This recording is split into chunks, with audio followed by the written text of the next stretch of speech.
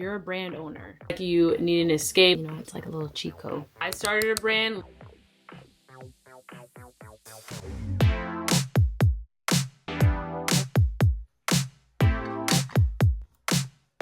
I didn't have a team. I didn't have a budget. Just a bedroom, Canva, a vision, and a lot of frustration. Everything you've seen so far, the rebranding, the website, the color scheme, I built from my bedroom, and I'll show you how you can do the same. My days consist of waking up, working my corporate girl job from 9 to 5, or earlier and later, depending on the day, then building my brand from 5 to 9, often later. I just felt like I needed more. I felt like I could help people, whether they had an idea or were an established company, needing a revamp. So I expanded my brand from something that was a hobby to something that hopefully provides me some freedom. I really want this to be like a cool, chill, like sitting in our bedroom, girl boss chat between one girl boss to another on how I started a brand literally from my bedroom and how I'm hoping and praying it could potentially change my life. And I want to share my tips with you. So if you ever feel like you need an escape or you feel super stuck because the job application process just isn't working for you, or you can't find roles that you feel like you even want to apply for, or you just feel like you have a greater purpose than what you're doing, then this one is for you. So let's go back. First, I really want to be crystal clear on understanding the difference between a business and a brand, because building a brand is so much more important from the beginning, and it is the foundation of everything that you're going to build. Too many people start with the business aspect and then they get lost. They jump into like the services and the pricing and the logistics and posting and the cutesy stuff before having a foundation, before understanding their target audience, before learning about the industry at all and what trends are coming. And then the majority of them fall off and they're not successful. This can't be you. Your business is the operations, the what.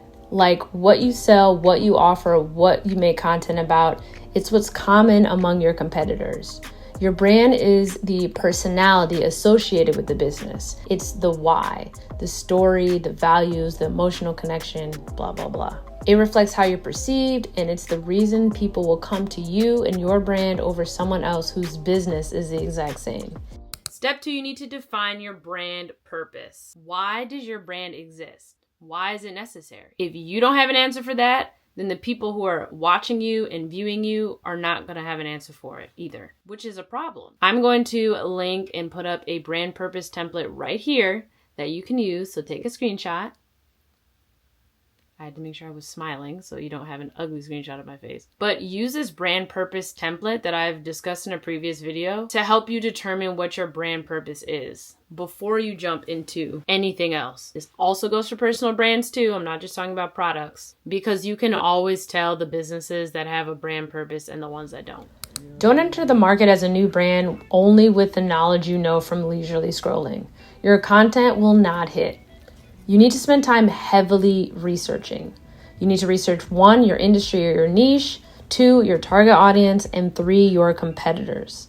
I spent a week doing this, scrolling with intention, reading articles, getting an idea of the industry so I knew what was going on. Just think of it in the same way you would look up a new product, and you weigh all of your options, different brands, the types of people using it, etc., etc.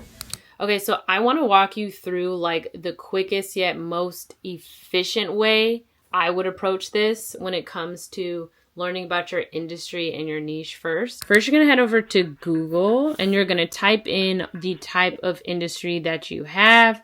So for me, keep it super broad. For me, it's creative marketing. And after you've done that, you're going to go over to news, and then you're going to sort by date, and you want to make sure that the time range is within the past, let's say, year, just to start.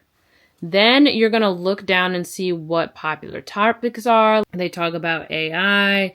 Brands that come up are like Sony, unlocking growth with creative marketing strategies. I definitely would click on this to see what those are. Just go through these and see what pops up and what stands out to you. See what scandals are happening right now with what companies and why. All of that is super important. You're also going to search the 5 to 7 top creators or brands or companies in your niche or in your industry and see what commonalities they have. Like, do they often have the same color scheme? what do they sell or talk about? What platforms do they use? I'm going to see which ones, like some are sponsored. I'm going to click on those because that's probably how far people are going to scroll nowadays. Out of curiosity, I'm also going to type in entrepreneur content creators and see who comes up. Also, any opportunity that you can find somebody who's complaining about something or somebody who's raving about something or asking a question is a great opportunity for you and your brand, because you are told literally the exact thing that your target audience wants, likes, and doesn't like. And that is probably the cheat code. I also want to say that I do have a full step-by-step guide and a 12 steps to building a brand guide that I have created just for people like us who are doing this but may not know how. I have over 9 years of digital marketing experience in the corporate world. I'm using that strategies on top of things that I've literally tried and failed over the past year or so. Being a social media manager, content consultant for people in a lot of different industries. So definitely check that out because it has a lot of good information of simplifying the process. No stress, no overwhelming, just like this is what you need to do on this day and this is it. And it helps you get into the mindset of building a brand, a personal brand, whatever. So I'll have it linked down below. But again, I highly encourage it because it makes this process even easier. So next, determining who your target audience is. Who are you attracting? Who are you talking to in all of your content or even in your captions, your messaging? That's really important. So we need to figure out how we can attract them best. What I did was basically do a ton of social listening. I went on a lot of other creators, niches, brands similar to mine's platforms and just kind of scroll through to see what I could find. I took note of the type of services they had. I took note of who was following them, and then I clicked on their followers to see what other people they were following, to see if there are any commonalities, like what celebrities are the people following, what podcasts do they listen to. Like, you want to know literally everything about the type of people that you're trying to attract so that you can show them in their language that your brand is the solution to their problem. Again, checking out all the questions they're asking and the things that they're complaining about, the things that they're angry about. So that you can be the solution there. It helps you find the hole where these other brands and other creators just kind of like aren't fully hitting, so that you can slide in there and you can be like, hey, I actually do this already without you even to ask. You know, it's like a little cheat code. And then the last part of your research is going to be about competitors and learning about what they're doing. The more you know about your competitors, the more you have an opportunity to stand out, because you're not going to be posting the same old thing. Also, my favorite coworkers are my dogs. So that's another perk to building a brand in your room. Right, Lou? And you also want to take note of even like the color schemes that they're using, because there is a whole strategy behind that as well. So there's a way to stand out even just by the colors you use. So take note of all of that first. It does take a few days if you don't have a ton of time, but just whenever you have downtime, just like doing some social listening, which is basically just like Instagram stalking, but just doing it for companies and brands, basically. Learning all about them, the tea, before you like go on the date with the homie. Like that's what you're doing. Then I moved on to my name. The name I wanted my brand to be. You figured out how you can position yourself. You know the industry and the niche like the back of your hand now, and you know it can make you different. So choose a name that holds the essence of your brand's values and purpose. I will say on social media, check website domains and check the National Trademark Database to make sure that the name that you want is not already chosen legally, and to make sure it's available. I do recommend trying to have the same name on every single platform, just because it makes it easier to find you. Similarly with your domain. And again, in my guide, I go through a ton of different ways you can make it your name a little bit more creative if you're struggling. But also, you can leave your name down below if you would like, and I can try to help you that way. Or you can send me a DM if you don't want it to be public, like I get it. The visual brand identity is literally the most fun part. Like, this is where I really was like starting to feel myself and like bring everything to life. This is where you take a few days to come up with your logo, your color scheme, the mood boards, the Pinterest vibes, what aesthetic your brand is going to give off. Obviously, personal brands don't always have a logo, but just like in general, like what is your overall vibe? When I was building my visual identity, the main thing I thought it was so important to focus on was less of what the look was and more of the feeling that you want the person coming to your page to see or coming to your brand to see.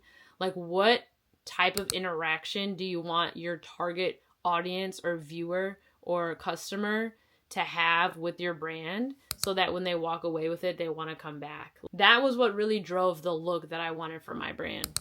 Now it's time to take what you've built in your bedroom to the big leagues. Let's build your online presence. I would start by choosing 1 or 2 social platforms you feel your target audience is on the most. You can always expand, but I would start with 1 or 2 just so you don't get overwhelmed too early. Trust me, I learned that the hard way. Build out your platforms, design your banners, your bios, your link tree, or something equivalent. Do this with intentionality. Let people know exactly who you are, keep it consistent everywhere you show up, and show how you can help and how to find you. Pause. This isn't just a side hustle anymore. Like, this is a business. This is your business. This is my business. Like, this is what we're doing now. It's backed by research. It has a brand purpose. It has a visual brand identity. It has a target audience. Like, this is a business now. And we need to start calling it that. The mindset shift happens now. The moment I started believing in myself and believing it was a business and calling it a business and acting like it was one was the moment it became one. It's the moment that makes everything so much more real. I started calling myself CEO. I started calling myself founder. And hello, you should too. You're a content creator. You're a brand owner. You're a founder, a CEO. Like, that is in your title now. You've put the work in and you have some foundation of it. It's a different level of motivation when you're working and building on something for yourself, you know? Especially when you're grinding it out from literally nothing to an idea to a business. So keep that in mind. Just saying, big slay. By the time you're seeing this now, my business is launched. I put it out there, which is a wild thing to think about. And it's all happening while I'm about to uproot my entire life. Soon it'll be my last week in Philly, but there's still so much to do before I pack up and leave, even though I started the packing process already. I have to figure out what to post. I have to figure out my content plan. I have to plan an entire launch strategy, all before I leave. And child, I gotta pick up this house. So, I don't know, take the week to get your brand's foundation together, and we can think about all of that next week. Before you jump into, and then they get lost and it messes them up.